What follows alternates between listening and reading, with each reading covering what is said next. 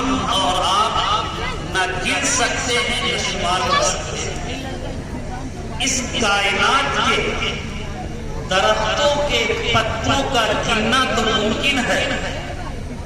آسمان پر چمکتے ہوئے ستاروں کا گننا ممکن ہے، سمندروں کے قطرات کا گننا ممکن ہے، لیکن اللہ کی نعمتیں اتنی ہیں جس کا گننا ناممکن ہے۔ ہم اور آپ اپنی زندگی کے اندر دیکھیں، اپنے ضروریات میں دیکھیں کہ اللہ نے کیسی کیسی نعمتوں سے ہمیں اور آپ کو نوازا ہے۔ جس زبان سے ہم بول رہے ہیں، جن آنکھوں سے ہم دیکھ رہے ہیں، جس کانوں سے سن رہے ہیں، ہمیں ان نعمتوں کا احساس نہیں ہے۔ لیکن ذرا سوچو کہ اگر اللہ ان آنکھوں میں قوت بینائی نہ رکھتا تو ہم اور آپ اندھے ہوتے، زبان کے اندر گویائی نہ ہوتا تو ہم اور آپ گونگے ہوتے، کانوں کے اندر قوت سنوائی نہ ہوتی تو ہم اور آپ بہرے ہوتے۔ اگر اللہ ہمیں عقل نہ دیتا تو ہم پاگل اور دیوانہ ہوتے، اگر ہمیں اللہ گھر نہ دیتا تو ہم بے گھر ہوتے، اولاد نہ دیتا لاولد ہوتے، کھانا نہ دیتا تو ہم بھوکے ہوتے، پانی نہ دیتا تو پیاسے ہوتے۔ غر سے ہم اور آپ ایک ایک نعمتوں پر غور کر کے دیکھیں کہ اللہ نے کیسی کیسی عظیم نعمتوں سے ہمیں اور آپ کو نوازا۔ نعمتوں سے نوازنے کے بعد ہمیں اور آپ کو آزاد نہیں چھوڑا ہے۔ اللہ نے بیان کیا وَلَتُسْأَلُنَّ يَوْمَئِذٍ عَنِ النَّعِيمِ کہ کل قیامت کے دن تم سے نعمتوں کے بارے میں سوال ہوگا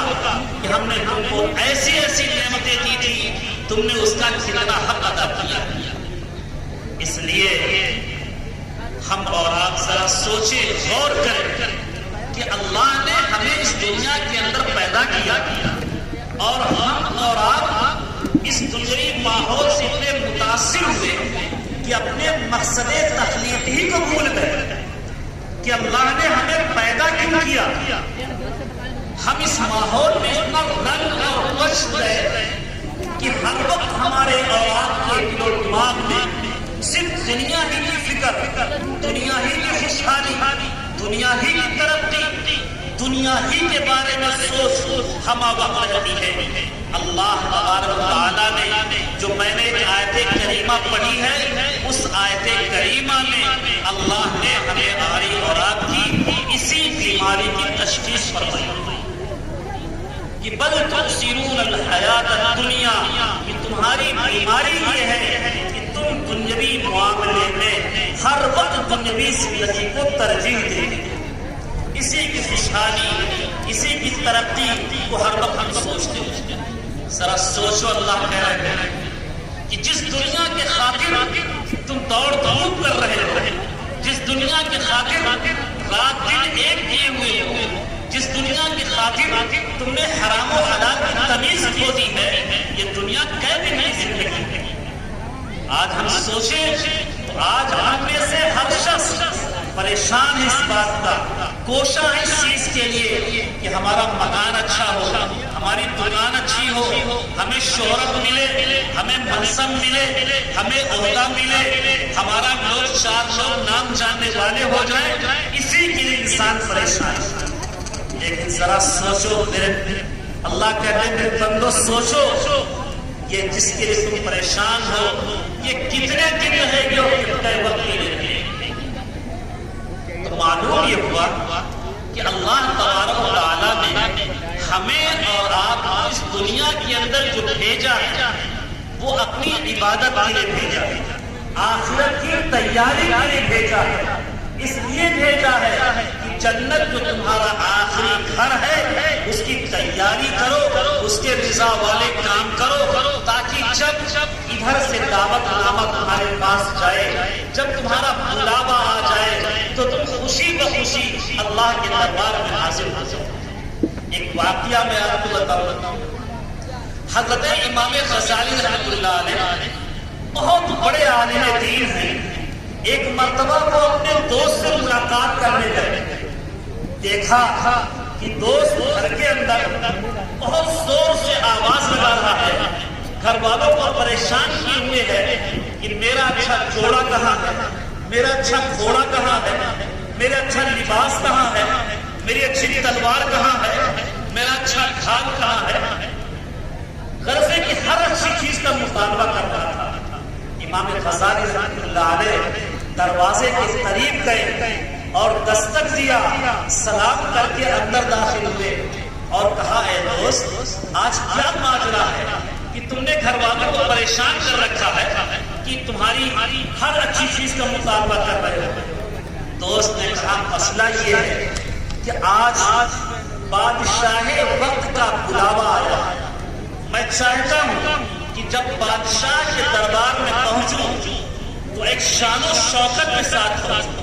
ایک روب و دبدبے کے ساتھ پہنچوں، تاکہ ہماری ایک حیثیت، ہمارا ایک مقام ہو۔ امام غزالی رحمۃ اللہ علیہ اللہ کے نیک بندے تھے، ٹھنڈی سانس بھری اور کہا بہت اچھی بات ہے، تم بادشاہ کے دربار میں جانے کی تیاری کر رہے ہو، لیکن ذرا سا ایک منٹ کے لیے سوچ لو کہ تم بادشاہ کے دربار میں جانے کی تھی تیاری، لیکن جس وقت بادشاہوں کا بادشاہ احکم الحاکمین کی طرف سے بلاوا آئے گا اور اس کا فرشتہ آئے گا کہ تمہیں اللہ نے بلایا ہے، اس وقت کے لیے تم نے کیا تیاری کی؟ یہ بادشاہوں کے پروگرام آگے اور پیچھے ہو سکتے ہیں، لیکن جس وقت احکم الحاکمین کا بلاوا آئے گا ایک لمحے کو دھوکہ نہیں دے گا۔ قرآن کریم کہتا ہے اذا جاء اجلهم لا يستأخرون ساعة ولا يستقدمون، کہ جب وقت مقررہ پہنچے گا تو ایک لمحہ نہ آگے سے لگ سکتا ہے نہ ایک لمحہ پیچھے سے لگ سکتا ہے۔ اس لیے ضرورت ہے کہ ہم اس دن کو ذہن میں رکھ کر کے تیاری کریں۔ اللہ تبارک و تعالیٰ نے براہ راست مسلمانوں سے، مومنین سے مخاطب ہو کر کے کہا یا ایھا الذین آمنوا اتقوا اللہ ولتنظر نفس ما قدمت لغد واتقوا اللہ ان اللہ خبیر بما تعملون۔ اے ایمان والو ذرا سوچو، اللہ سے ڈرو اور سوچو، محاسبہ کرو، اپنی زندگی کا جائزہ لو کہ تم نے آنے والے کل یعنی قیامت میں تم نے کیا تیاری کی۔ اس لیے ہمیں اور آپ کو ضرورت ہے اس دنیا میں رہیں، خوب کمائیں، خوب بلڈنگیں بنائیں، خوب کھیتی باڑی کریں، لیکن آخرت کی منزل سے کبھی غافل نہ ہوں۔ ایک واقعہ میں بتاؤں، حضور اقدس صلی اللہ علیہ وسلم ایک مرتبہ ام المؤمنین حضرت عائشہ صدیقہ رضی اللہ تعالیٰ عنہا کے زانوں پر اپنا سر مبارک رکھ کر کے آرام فرما رہے ہیں، آپ کو نیند آ گئی۔ حضرت عائشہ رضی اللہ تعالیٰ عنہا کے آنکھوں سے آنسو کے قطرات جاری ہو گئے، آپ کی آنکھ کھل گئی اور آپ نے پوچھا اے عائشہ کیوں رو رہی ہو، کیا بات ہے؟ ام المؤمنین نے جواب دیا اے اللہ کے رسول کوئی بات نہیں، بس بیٹھے بیٹھے آخرت کا منظر سامنے آ گیا، آنکھوں سے آنسو کے قطرات جاری ہو گئے، لیکن اے اللہ کے رسول آپ تو سخت وقت میں ہمارے کام آئیں گے۔ اللہ کے رسول صلی اللہ علیہ وسلم نے فرمایا کہ 3 موقع ایسا ہے جس میں کوئی کسی کا فرسان حال نہیں ہوگا، کوئی کسی کا کام نہیں آئے گا۔ سب سے پہلا موقع وَإِذَا الصُّحُفُ نُشِرَتْ، جب صحیفے بکھیرے جائیں گے، ہر شخص اپنے ہاتھ میں نامہ اعمال دیکھے گا تو چیخے گا کہ مالی حاضر کتاب لا یغادر صغیرۃ ولا کبیرۃ الا احصاها، اس کتاب کو ہو کیا گیا، اس نے تو کوئی چھوٹی بڑی چیز چھوڑی نہیں ہے، ساری کتابوں میں درج ہے۔ لیکن جن کے داہنے ہاتھ میں نامہ اعمال ملے گا وہ کتنے خوش ہوں گے۔ قرآن کریم کہتا ہے فَأَمَّا مَنْ أُوتِيَ كِتَابَهُ بِيَمِينِهِ فَيَقُولُ هَاؤُمْ اقْرَءُوا كِتَابِيَهْ إِنِّي ظَنَنتُ أَنِّي مُلَاقٍ حِسَابِيَهْ فَهُوَ فِي عِيشَةٍ رَاضِيَةٍ فِي جَنَّةٍ عَالِيَةٍ قُطُوفُهَا دَانِيَةٌ۔ جس کے دائنے ہاتھ میں نامہ اعمال دے دیا گیا وہ اچھلتا پھرے گا، کودتا پھرے گا، لوگوں کو دکھلاتا پھرے گا اور کہے گا ہاؤ تو کتابیا لو میرا نامہ اعمال پڑھ لو، انی ظننت انی ملاق حسابیا، میرا یقین تھا کہ قیامت قائم ہوگی، ذرے ذرے کا حساب ہوگا، میں نے اس کی تیاری کر رکھی تھی، میں نے دنیا کے اندر آخرت کے فکر کو غالب کر دیا۔ اللہ تبارک تعالیٰ فرشتوں سے کہیں گے ایسے لوگوں کو خوشخبری سنا دو، کلو واشربوا ہنیئا بما اسلفتم فی الایام الخالیہ، کھاؤ اور پیو اس سیاہ چیزوں کا جو تم نے دنیا کے اندر کیا۔ لیکن اگر کسی کے ہاتھ میں بائیں ہاتھ میں نامہ اعمال مل گیا تو وہ کتنا روئے گا، کتنا پچھتائے گا۔ قرآن کریم نے اس کا بھی نقشہ کیا ہے، وَأَمَّا مَنْ أُوتِیَ کِتَابَهُ بِشِمَالِهِ فَيَقُولُ یَا لَیتَنِی لَمْ أُوتَ کِتَابِیَهْ، جس کے بائیں ہاتھ میں نامہ اعمال دے دیا گیا وہ کہے گا کاش مجھے میرا نامہ اعمال ہی نہ دیا جاتا، کاش میرا حساب ہی نہ دیا۔ یہ پہلا موقع ہے جس کا کوئی پرسان حال نہیں ہوگا۔ دوسرا موقع ہر شخص کو خود صراط سے گزرنا ہے، 500 برس کی مسافت ہے، لیکن آپ میں سے ہر شخص جانتا ہے کہ وہ کتنا اندھیرا، باریک، بال سے زیادہ باریک، تلوار سے زیادہ تیز، لیکن مومنین کیسے گزریں گے؟ قرآن کریم کہتا ہے یوم تری المؤمنین والمؤمنات یسعی نورهم بین ایدیہم وبایمانہم، وہ دن دیکھنے کے قابل ہوگا جب مومن مرد اور مومن عورتوں کے سامنے ان کا نور چل رہا ہے۔ کس چیز کا نور ہوگا؟ قرآن کا نور ہوگا، ایمان کا نور ہوگا، نماز کا نور ہوگا، دنیا کے اندر جو اچھے اعمال کیے اس کا نور ہوگا۔ اس روشنی میں وہ آگے آگے جا رہے ہوں گے۔ منافقین جب مسلمانوں کو دیکھیں گے تو کہیں گے کہ ہمیں بھی اپنے نور کے اندر لیتے چلو۔ قرآن کہتا ہے کہ منافقین کہیں گے یوم یقول المنافقون والمنافقات للذین آمنوا انظرونا نقتبس من نورکم قیل ارجعوا وراءکم فالتمسوا نورا۔ منافق مرد اور منافق عورتیں کہیں گے کہ اے مسلمانوں ہمارے پاس نور ہے، ہمیں بھی اپنی روشنی بھی لیتے چلو، لیکن کہیں گے قیل ارجعوا، یہ نور یہاں نہیں ملنے والا، لوٹ جاؤ دنیا کے اندر، وہاں آسمان۔ تیسرا وقت جب نامہ اعمال تولا جائے گا، ہر شخص پریشان کہ اس کا نامہ اعمال میں اضافہ ہو جائے۔ وَالْوَزْنُ يَوْمَئِذٍ الْحَقُّ فَمَنْ ثَقُلَتْ مَوَازِينُهُ فَأُولَٰئِکَ هُمُ الْمُفْلِحُونَ، جس کا نامہ اعمال بھاری وہ کامیاب اور جس کا ہلکا وہ ناکام اور نامراد۔ خلاصہ یہ ہے اس کی بات کرنے کا کہ ہم اور آپ اس دنیا کے اندر آ کر کے اپنے مقصد تحقیق کو بھول گئے ہیں، دنیا میں مست ہو گئے، دنیا کے کاروبار میں لگ گئے، اس کی خوشحالی، اسی کی ترقی میں اتنا لگ گئے کہ آخرت سے مغافل ہو بیٹھے۔ آخرت کا احساس نہیں ہے، اذانیں ہوتی ہیں لیکن ہم نمازوں میں نہیں چلتے ہیں، صبح بیدار ہوتے ہیں، ہمیں اگر فکر ہوتی ہے تو اخبار پڑھنے کی فکر ہوتی ہے، فکر ہوتی ہے تو ہوٹلوں پر چائے پینے کی فکر ہوتی ہے، فکر ہوتی ہے تو دوستوں کے کھیت کھلیان میں جانے کی فکر ہوتی ہے، اس چیز کی فکر نہیں ہوتی ہے کہ ہم قرآن کریم کی تلاوت کرتے ہیں، اس چیز کی فکر نہیں ہوتی ہے کہ مسجدوں میں پہنچ کر کے ہم نماز ادا کرنے والے بنے۔ اس لیے ضرورت ہے اس چیز کی کہ آج ہم اپنی زندگیوں کے اندر انقلاب لائیں، تبدیلی لائیں۔ قرآن کریم نے صرف ایک نسخہ بتایا ہے۔ آج جو ہم مجلسوں میں بیٹھ کر کے اپنے ملک کے وزیر اعظم کو، اپنے ملک کے وزیر اعلیٰ کو یا اس تنظیم کے لوگوں کو برا بھلا کہتے ہیں اور کہتے ہیں کہ مسلمانوں کے دشمن ہیں، مسلمانوں کے خلاف سازشیں رچتے ہیں، یقین جانو ان تبصروں سے کوئی مسئلہ حل ہونے والا نہیں۔ اگر ہم چاہتے ہیں ملک کے اندر امان ہو، سکون ہو، مسلمان عزت کی زندگی گزارے،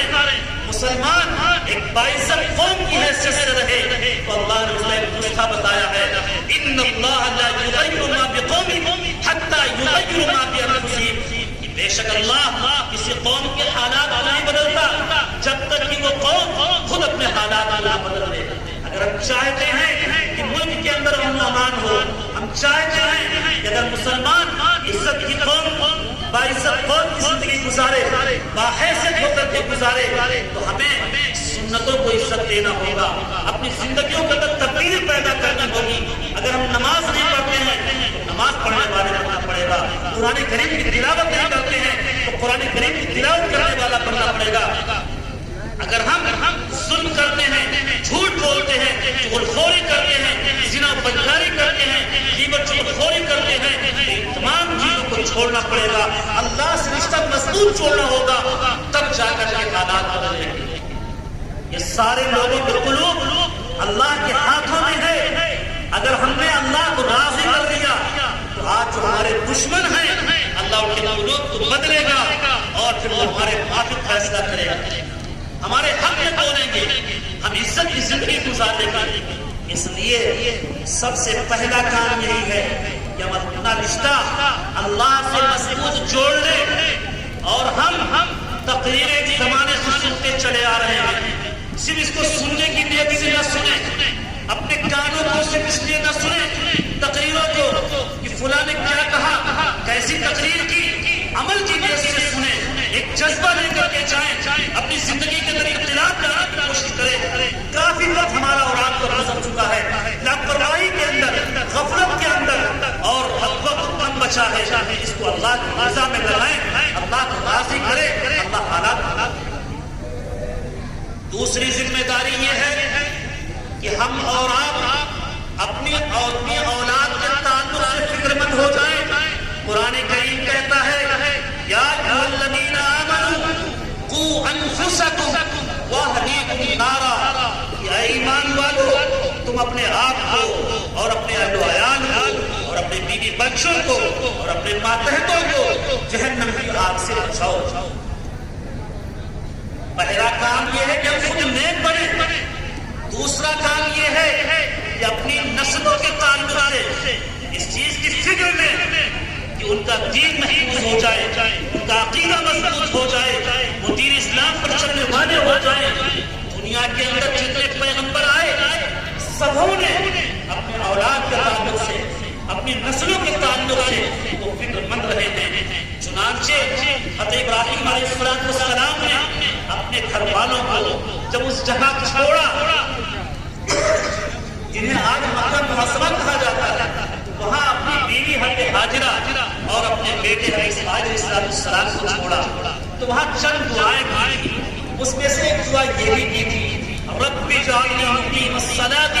ومن ذریتی ربنا وتقبل دعاء, کہ میرے پروردگار آپ مجھے بھی نمازی بنا دیجئے اور میری ذریت کو بھی نمازی بنا دیجئے. حضرت ابراہیم علیہ السلام اسماعیل علیہ السلام جب اللہ کی رحمت سے بیت اللہ کی تعمیر کر چکے تو دونوں نے دعائیں کی, ربنا وجعلنا مسلمین لک ومن ذریتنا امة مسلمة لک, کہ اے میرے پروردگار ہم کو بھی اپنا تابعدار بنا دیجئے اور ہماری ذریت کو بھی اپنا تابعدار بنا دیجئے. حضرت یعقوب علیہ السلام نے کیا نصیحت کی اپنے بیٹے کو, یا بنی ان اللہ اصطفیٰ لکم الدین فلا تموتن الا وانتم مسلمون, کیا میرے بیٹے تمہارے لیے اللہ نے دین کو منتخب کر دیا ہے, اب تمہیں بدل اسلام کی موت نہیں آنی چاہیے. ہمارے جب موت کا وقت قریب ہوتا ہے تو ہم بچوں کو قریب کرتے ہیں, نصیحت کرتے ہیں, وصیت کرتے ہیں کہ فلاں کے ہاں قرض ہے, یہ کھیت ان کا ہے, یہ مکان ان کا ہے, ایسا کر لینا ویسا کر لینا. حضرت یعقوب علیہ السلام پیغمبر ہیں اور جب موت کا وقت قریب ہوتا ہے اپنی اولاد کو جمع کرتے ہیں, اور کیا فکر ہے, کیا گہن ہے, اس کو سمجھنے کی ضرورت ہے. قرآن کریم کہتا ہے اس حضر یعقوب اس قارن بنی ما تعبدون من بعدی, جب موت کا وقت قریب آیا تو حضرت یعقوب علیہ السلام نے اپنے بیٹوں سے کہا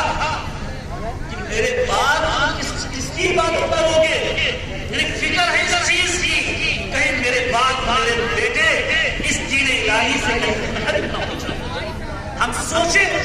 کہ ہم کتنا اپنے اولاد کے تعلق سے فکر مند ہیں. قرآن اسی کو کہہ رہا ہے یا ایھا الذین آمنوا قوا قوا انفسکم واہلیکم نارا، کہ اے ایمان والو تم اپنے آپ کو جہنم کی آگ سے بچاؤ اور اپنے اہل و عیال کو، اپنے بیوی بچوں کو، اپنے ماتحتوں کو، اپنے آنے والی نسلوں کو بھی جہنم کی آگ سے بچاؤ۔ حدیث کے اندر کہا گیا کلکم راعی وکلکم مسئول عن رعیتہ، تم میں سے ہر شخص نگراں ہے اور اسے اس کے ماتحتوں کے بارے میں سوال کیا جائے گا۔ باپ سے پوچھا جائے گا کہ تم نے اپنے بیٹے کو دیندار بنانے کے تعلق سے اس پر کتنی محنتیں کی ہیں، کتنی کوششیں کی ہیں۔ ماں سے پوچھا جائے گا تم نے اپنے اولاد کو نیک بنانے کے لیے تمہارے اس میں کتنا حصہ ہے۔ شوہر سے پوچھا جائے گا تم نے اپنی بیوی کو دیندار بنانے کے لیے اس پر کتنی محنتیں کی ہیں۔ حضرت سوچو، ہم اور آپ اگر بچہ